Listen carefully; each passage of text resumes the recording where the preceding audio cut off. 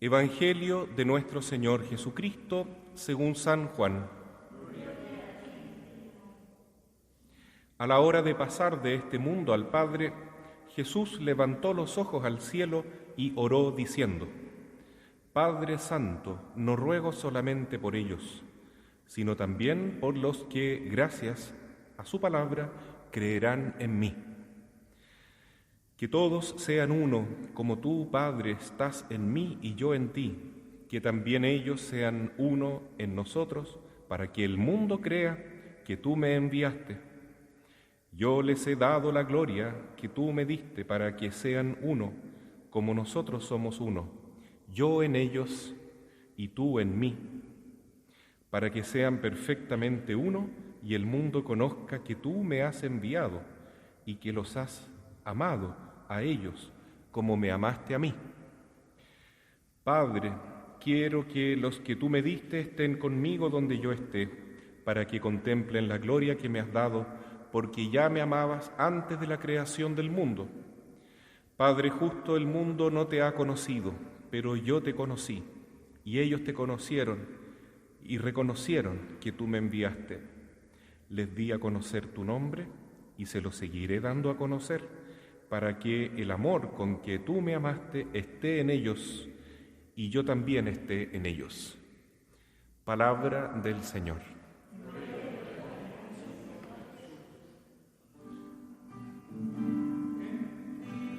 En ti, Señor, hemos puesto nuestra fe. En ti, Señor, hemos puesto nuestra fe. Tomemos asiento. Mis queridos hermanos, seguimos meditando en el Evangelio de Juan, capítulo 17, esta oración sacerdotal de Cristo, como ha sido llamada, que designa esa oración que Jesús realizó el Jueves Santo en el Huerto de los Olivos. ¿Por qué la podemos conocer? Porque Cristo llamó muy cerquita de él a Pedro, Santiago y Juan, joven, muy impresionado con la oración de Jesús, grabó todo en su memoria y lo registró en su santo evangelio.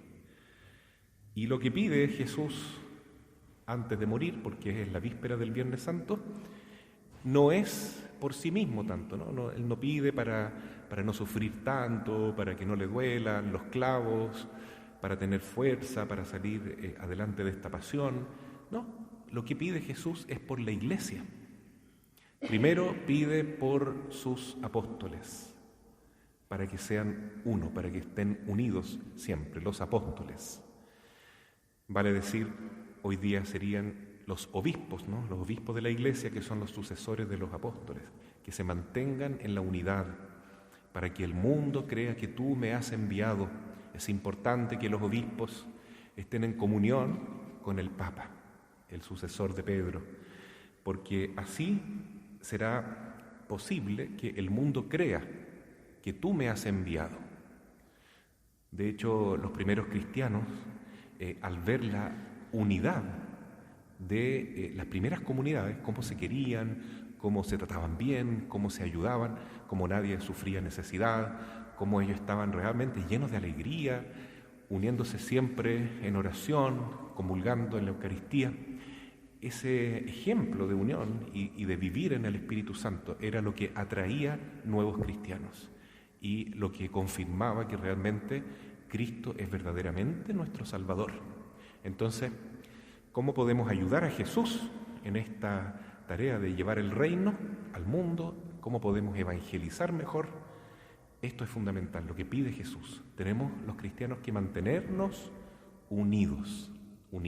Si estamos divididos, estamos dando un antitestimonio, porque donde hay división no está Dios, está el enemigo, que es experto en dividir las comunidades, las familias, las personas.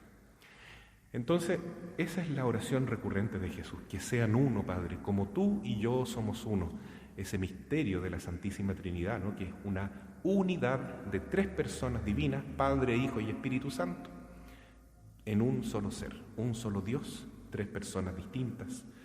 Así también la Iglesia está llamada a vivir este misterio, a participar de este misterio de amor, uniéndonos al Padre por el Hijo en el amor del Espíritu Santo. Y hoy día, ya en el versículo 20, Jesús no pide por los discípulos, pero pide por nosotros, ¿no es cierto? Por todos aquellos que estamos siendo guiados por nuestros pastores, por los apóstoles de hoy y por los primeros apóstoles, por supuesto, ¿no? Dice: Padre, no ruego solamente por ellos, sino también por los que gracias a su palabra creerán en mí. Entonces, gracias a los apóstoles, nosotros hemos recibido la fe y hemos participado de este misterio de la Iglesia por el bautismo, pero ahora la tarea es permanecer unidos. Es toda una tarea, ¿no? Difícil. ¿Cómo podemos lograr la unidad? ¿No? Sobre todo en un mundo en que vemos que hay tanta polarización, discordia, división, pensamientos tan distintos a veces, que es prácticamente como una guerra todo esto que estamos viviendo.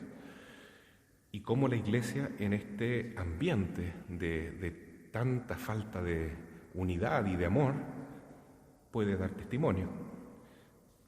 Hay una sola forma nomás, que es que venga el Espíritu Santo.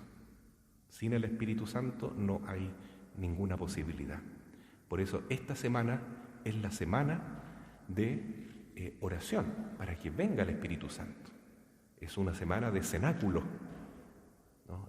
Cenáculo es, estamos unidos con María y con todos los cristianos que necesitan recibir el Espíritu Santo, porque sin el Espíritu de Cristo no podemos cumplir nuestra misión, no podemos evangelizar, no podemos dar un testimonio coherente y no podemos estar unidos. Ahora, ¿qué es estar unidos? ¿Significa ser uniformes en el pensamiento? No. No significa que todos debemos pensar de la misma manera. De hecho, en Pentecostés había gente que venía de culturas muy distintas, de lugares muy diversos, con distintos idiomas, y sin embargo todos se entendían. Porque cuando está el Espíritu Santo, se produce lo contrario de Babel, ¿no? Que en Babel los seres humanos construyen una torre y quieren hablar un solo idioma y poner la confianza en sí mismos, y finalmente todo eso se destruye, se desploma y todos se van porque no se entienden, ¿no? Porque cuando vivimos poniendo la confianza en el hombre o en las estructuras mundanas, nos quedamos sin el Espíritu Santo.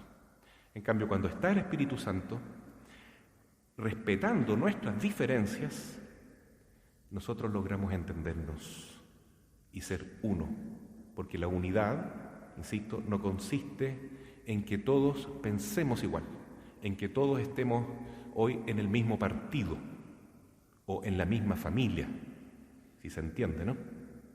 Ahí es fácil lograr la unidad, pero lo difícil es cuando pensamos diferente, cuando valoramos el mundo de distintas maneras, con distintas categorías, ¿ya? Esto se da, por ejemplo, con el tema de la política, de la religión, por cierto, también el deporte. Cada uno tiene distintos intereses y a veces esas cosas nos separan, nos dividen.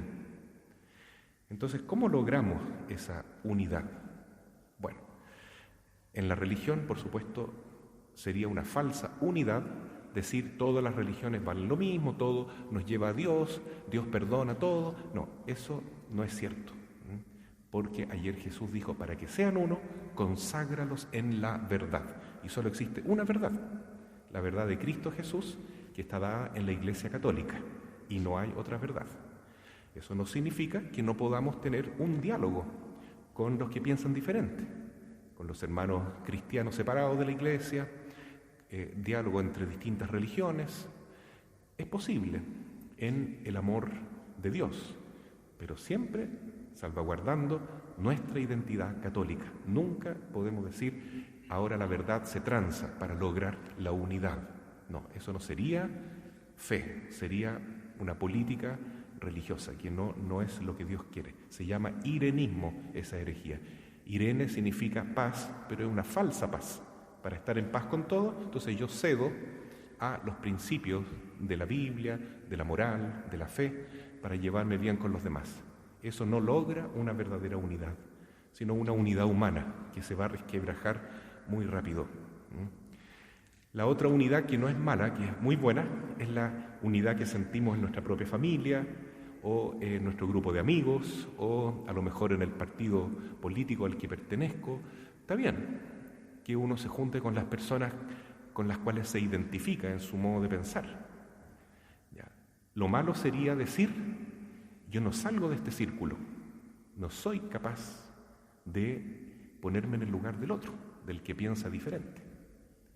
Porque eso sería vivir sin el Espíritu Santo, en forma puramente humana. Y tarde o temprano ahí se genera división, desentendimiento, conflicto. Entonces, bueno, por ejemplo, ayer me tocó estar en oración con una familia, a los cuales les mando saludos y cariño porque probablemente algunos están conectados acá, y les voy a contar una anécdota que me dio un poco de risa, porque al rato que se iban juntando las personas, eran distintos parientes, ¿no? Sobrinos, nietos, tíos, abuelos, de todo, ¿no? Y en realidad eran todos muy parecidos, ¿no? De la misma familia. Entonces, una de las personas dijo, ¿por qué seremos tan bonitos nosotros? Somos tan lindos. Y otros repetían, sí, es verdad, somos todos muy bonitos. Me dio mucha risa eso. Porque, claro, uno se siente bien, feliz con su propia familia, pero lo que hoy día el Señor nos pide es la unidad con los que están más allá de la familia, más allá de mi grupo selecto donde yo me siento cómodo. El Papa Francisco ha sido muy enfático en ese punto, que los cristianos debemos volver a tener un espíritu misionero, un espíritu de iglesia en salida, salir de nuestro confort, de nuestra zona de comodidad, para ir al encuentro del que piensa diferente. ¿Y cómo hacerlo? Manteniendo la unidad de la fe, de la verdad. No hay otro camino que el Espíritu Santo. Sin el Espíritu de Cristo no hay caso. Nunca vamos a lograr el entendimiento. Por eso para esta gran asamblea que se va a formar ahora en Chile, donde parece que todo es imposible, que esas mentes que fueron elegidas ahí se puedan poner de acuerdo, porque son pensamientos muy dispares. Sin embargo, hay que rezar, porque para Dios nada es imposible. Nada es imposible. Conversábamos con un grupo de amigos también al respecto, y yo decía, tenemos que orar por ellos, por estos políticos que han sido elegidos para construir la constitución del país. Y ellos decían, pero ¿para qué vamos a rezar si la mayoría de esos no reconocen a Dios, no tienen a Dios en su corazón? Bueno, es un juicio muy fuerte lo que dijo esa persona, pero aunque fuera cierto eso, si nosotros oramos, el Espíritu Santo puede llegar a esos corazones, porque Dios ve más allá de las apariencias y puede llegar al corazón de todas las personas y lograr lo que parece ser imposible, el entendimiento. Aunque piensan diferentes, aunque a lo mejor se odian incluso, aunque están llenos de prejuicios unos con otros, con el Espíritu Santo podemos hablar el mismo lenguaje del amor. Es un milagro, por supuesto. Por eso estamos orando, por eso estamos pidiendo a la Virgen que venga, que nos ayude.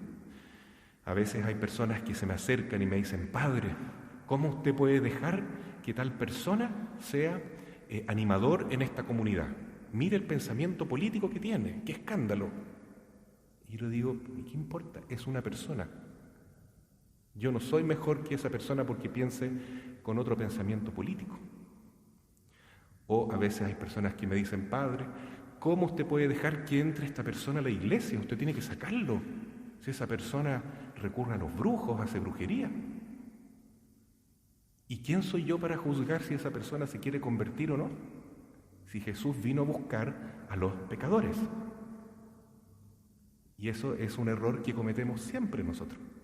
A los apóstoles les costaba mucho también entender que hay que amar al que piensa diferente, porque estaban preocupados de los puestos humanos. Una vez le dijeron a Jesús, Jesús, dile a esa persona que está ahí, que está expulsando demonios en tu nombre, pero nosotros ni lo conocemos. y no forma parte de nuestro grupo selecto de apóstoles. Y Jesús les dijo, déjenlo, porque el que no está contra mí es porque está conmigo. O sea, si Él actúa en nombre mío, es porque yo estoy con Él también. Entonces a veces uno no entiende claramente, ¿no? ¿Cómo puede ser que Dios nos ama a todos por igual? Sin importar nuestra procedencia, nuestra cultura, nuestro modo de pensar, si estamos equivocados o no, si estamos en pecado o no. A todos nos ama el Señor y a todos nos busca el ladito y a todos nos quiere recoger.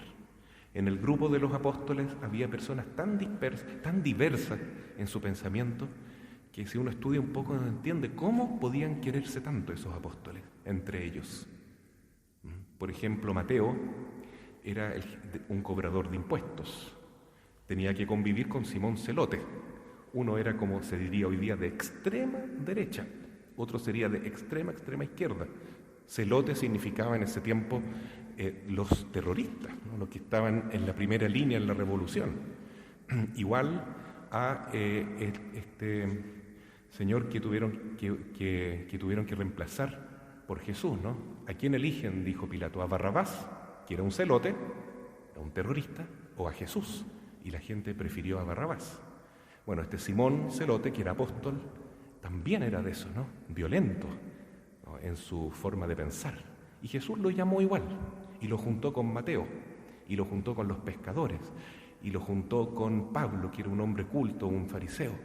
Y así, gente diversa, distinta, distintos pensamientos. Y formó un grupo compacto, unido. ¿Por qué? Porque la unidad verdadera procede en la medida que estamos unidos a Cristo, en la medida en que su Espíritu Santo nos cambia nuestro corazón y nos hace entender que yo no soy mejor que nadie por pensar así o por ser así, sino que yo soy lo que soy por gracia de Dios y también soy con mis errores, gracias a los errores que yo he cometido, pero el amor de Dios pasa por encima de eso.